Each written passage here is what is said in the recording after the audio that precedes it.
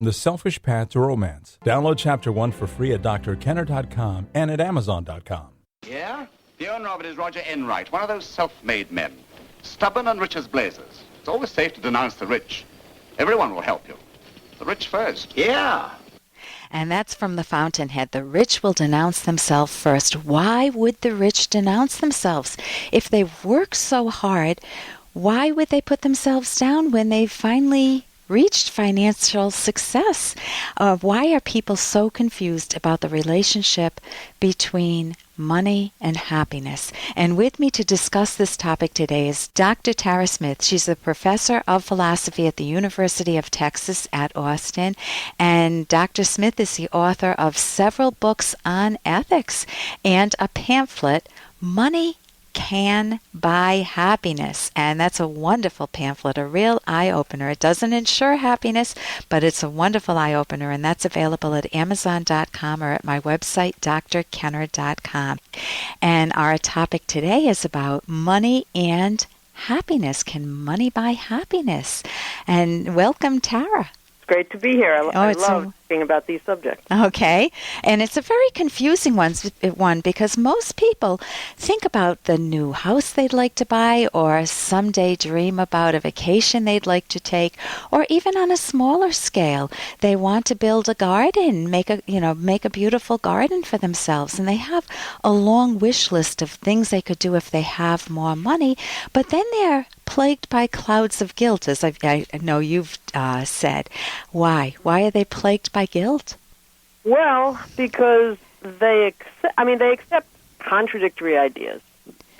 It seems perfectly natural and sensible and reasonable, as you indicate, to want to make your life better, be it in small ways or big ways, right? As you say, everybody's got a wish list, or, boy, if I had more money, I would spend it on sprucing up the garden or taking that vacation or all sorts of things. That seems reasonable. Right.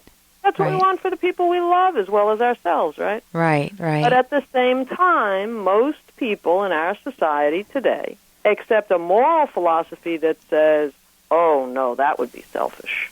You need to put other people first. And we hear that all the time. We hear that we're a consumer society, and that's not said with a sense of pride. It's said with a sense of contempt. We're too materialistic, and that we should be after more worthy pursuits. And what is that typical view? Well, first, let me just underscore what you're saying. It is absolutely pervasive, this idea. You don't see arguments for the idea that you should sacrifice yourself because it's taken as self-evident. Right. It's just treated as a given. I mean, every springtime commencement addresses at universities around the country, what do the speakers typically call upon the graduates to do? To sacrifice. Okay, now it's your chance to give something back. Now it's your chance to serve something larger than yourself, and so on. So there's this real palpable, just taken for granted moral belief. We see it in Christianity, we see it in altruism of all sorts, of all religious stripes and non-religious stripes, that others are more important than yourself. And that's a recipe for unhappiness. To the extent that a person believes that, he's undercutting not only what he might do with his money, but what he does with his days, what he does with his time, and he will be completely, as you say, racked by not just clouds of guilt, but, a whole storm. Right. When you say the word altruism, most people think of that as being benevolent and kind, and, your neighbor gets sick and you bring some chicken soup over, and yes, you're doing for your neighbor, but it gives you a sense of reward too, and you hold doors open for little old ladies, and you help out a kid who can't go to college. You give them a little bit of extra money, and they look at that as selfless. That's what the giving person should do, and that's what we want to bring our kids up to be: altruistic, selfless. And you're not using it in that context, are you? No, I'm not using it that way, and I'm glad you raised that, because I think there is widespread confusion about that. That is, people kind of mash together a few really different ideas, different practices. When I criticize altruism, I'm criticizing the idea that... Hey, I got to interrupt this because we've got to pay some bills. 30 seconds, that's it. A very quick ad, and then Ellen will be back. Romance. Ugh, I wish guys knew more about what we want from a relationship. Boy, I wish I knew more about what I want. Where's that ad I saw? Here it is. The Selfish Path to Romance. A serious romance guidebook. Download Chapter 1 for free at selfishromance.com and buy it at amazon.com. The Selfish Path to Romance. That is interesting. When I criticize altruism, I'm criticizing the idea that you have a duty to put other people first. You must morally sacrifice yourself and things that mean a great deal to you for the sake of other people, even when those particular other people really don't mean all that much to you. Now so self-sacrifice is what I'm talking about when I talk about altruism. But we shouldn't confuse, and I think you're quite right, that people frequently, even innocently sometimes, confuse self-sacrifice with benevolence, wishing other people well, and kindness, and sometimes giving to them and helping them. That is, I don't mean simply benevolence as, oh yeah, in my head I'd like it for everybody to be happy. There's nothing wrong, I think, with helping people sometimes, doing something, putting your money where your mouth is or your goodwill is, if and when the person you're helping is somebody who you value.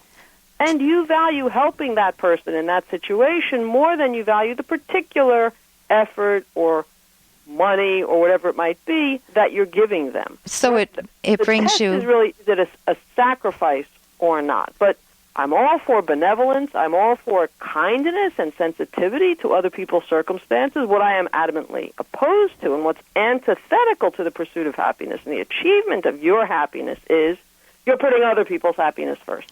Okay, so if you work really, really hard and a neighbor has a kid who just could use a little extra help and you adore this child to pieces, you adore the neighbors and you want to help them out and you take some of your money and give it to them to help the kid, maybe get an operation or maybe go to a school of their choice, that is not what you're considering a sacrifice. You're considering it a sacrifice if the neighbor stole from you or did something terrible to you, and then you feel that, like you have to be humble and have pity on the... or if it were demanded that he has a right to it because he's needy, right, and you happen to have money. Right, and that gets into it. And moreover, I mean, the situation you described does sound like it would not be a sacrifice. If I really, as you say, I like this kid a lot. I think he's a great kid. I think he's a promising person, you know. Right. I enjoy his company. I hope he can do well. I realize that I'm in a position to help them out a little bit here.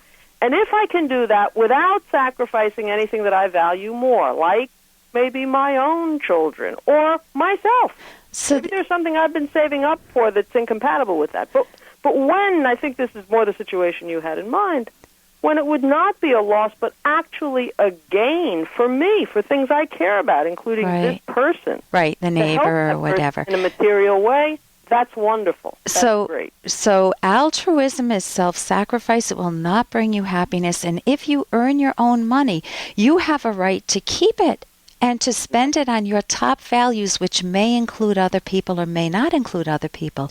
And it's been my pleasure today to talk about your right to be happy, your right to earn money honestly, and then to spend it on your top values. And I want to mention that if you want any information on Dr. Tara Smith, you can get it.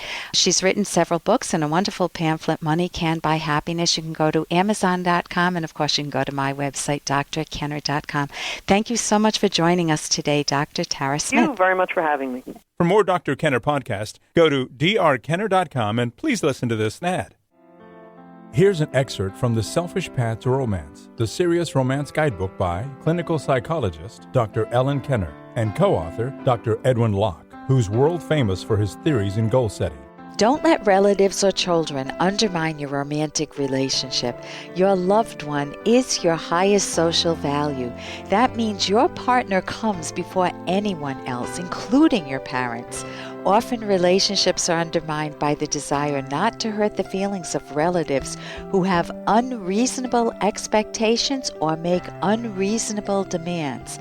Putting your parents or relatives first devalues your partner and also damages your self-esteem and independence. Growing up means gaining independence from your parents and setting the terms for your own life. You can download Chapter 1 for free by going to drkenner.com and buy it at amazon.com.